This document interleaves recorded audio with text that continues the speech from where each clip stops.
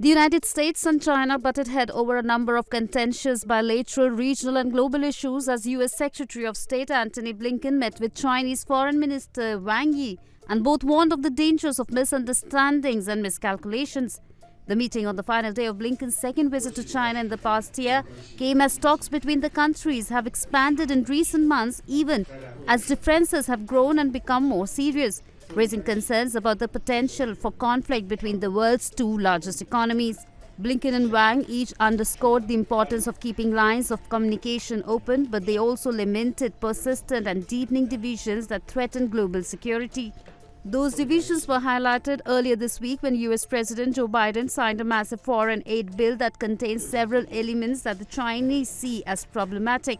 Without being specific, Wang outlined well-known Chinese complaints about U.S. policies and positions on the South China Sea, Taiwan, human rights and China's right to conduct relations with countries it deems fit. Blinken responded by saying that the Biden administration places a premium on U.S.-China dialogue even on issues of dispute. He noted there had been some progress in the past year but suggested that talks would continue to be difficult.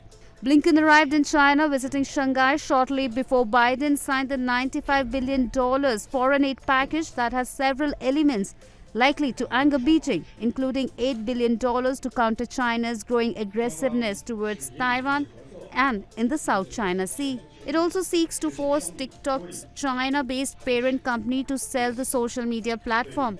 China and the United States are the major player in the Indo-Pacific. Washington has become increasingly alarmed by Beijing's growing aggressiveness in recent years toward Taiwan and its smaller Southeast Asian neighbors.